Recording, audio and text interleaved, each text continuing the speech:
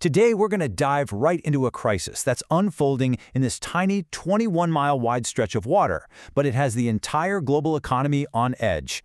We're talking about the Strait of Hormuz, and as of right now, Iran has basically slammed the door shut on one of the world's most critical economic arteries. So, what happens? It's a pretty terrifying question, right? And the scary part is, it's not a hypothetical. It is playing out right now. And, by looking at things like vessel tracking data, satellite images, and on-the-ground reports, we can see exactly what happens when a vital artery like this just gets clamped shut. Okay, first things first. To really get the scale of this crisis, you've got to understand just how crucial the Strait of Hormuz really is. I mean, this isn't just some random body of water. We're talking about the planet's economic lifeline. 1/5. Think about that for a second. That's a fifth of the entire world's daily oil supply, all of it squeezing through this one narrow strait. So you could imagine when that flow gets cut off, the impact isn't just big, it's almost instant. And this data right here, it just illustrates the shutdown perfectly. I mean, look at this. On the left, you've got the before, a bustling highway, right? About 130 ships passing through every single day.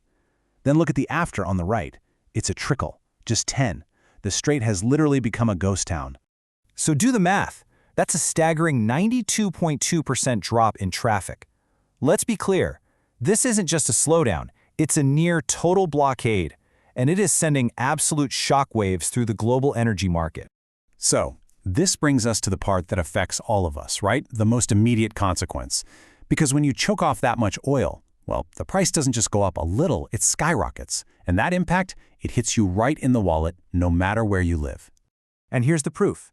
Before all this kicked off, global Brent crude oil was trading at around $70 a barrel. Almost overnight, bam, it shot way past 100. And you might think, well, what about the US? They have huge strategic reserves. But even they're seeing prices climb. Why? Because in this global energy market, nobody is an island. A disruption like this affects everyone. But wherever there's a crisis, you always find ingenuity. And let's be honest, a lot of desperation. Shippers and whole countries are now turning to some incredibly clever and pretty risky workarounds to try and get past Iran's blockade. Okay, so get this. This is fascinating. Iran has basically set up what people are calling a toll booth. Instead of using the main deep water channel like they're supposed to, a handful of ships are now hugging the Iranian coastline. And what are they doing? They're paying Iran a fee for safe passage, often with a nice little escort from the Islamic Revolutionary Guard Corps. And the price for this little toll? It's not cheap. We're talking reports of $2 to $3 million for a single ship to pass. Now, why would anyone pay that? Well, because for countries that are desperate for fuel and petrochemicals, the stuff that runs everything from their cars to their farms, it's a price they feel they have no choice but to pay. Of course, not everyone wants to be caught on camera paying this toll, and this has led to a rise in something called dark vessels. Basically, ships that are trying to hide their movements while they make this really dangerous trip. So how do you sneak a giant tanker through? Well, here's how they do it.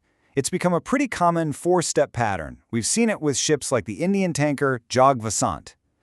First, the ship approaches the strait. Step 2, its automatic identification system, the AIS transponder that lets everyone know where it is, it just goes silent. It goes dark. Step 3, it crosses, probably with that armed escort we talked about.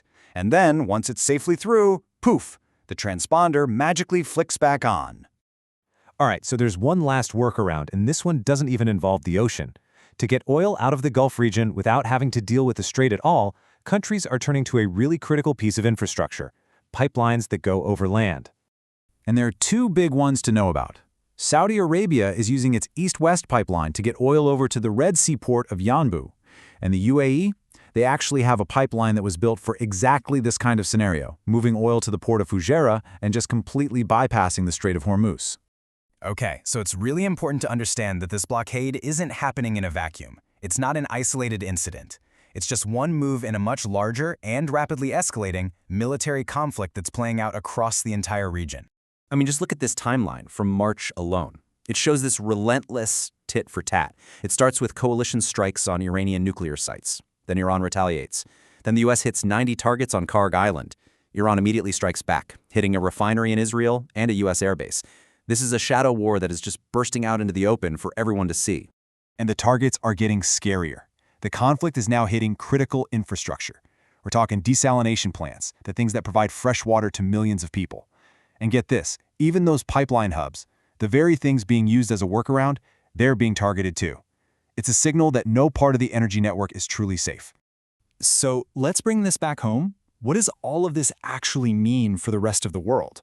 Well, the ripple effects are huge, especially for nations that were already kind of running on fumes. And this chart, wow, this really shows a terrifying difference in energy security. On one hand, you have the United States, sitting on over a year's worth of reserves. But then look at India, just 22 days, and Pakistan, a mere 10 days. For countries like these, this isn't some economic inconvenience, it's a full-blown national security emergency.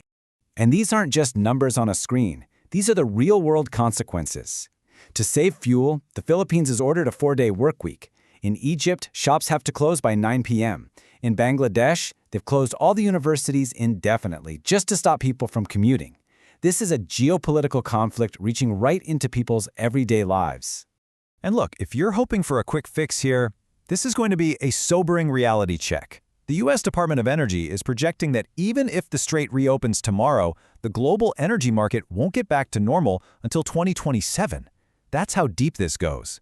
The damage is already done, and the recovery is going to be a long one. Ultimately, what this crisis really shows us is a fundamental truth, right? We've built this incredibly complex, deeply interconnected global civilization, and the whole thing depends on energy moving smoothly through a few tiny little choke points. This blockade is just a stark reminder of how fragile that whole system is, and it leaves us with one really big question to think about. How resilient are we, really?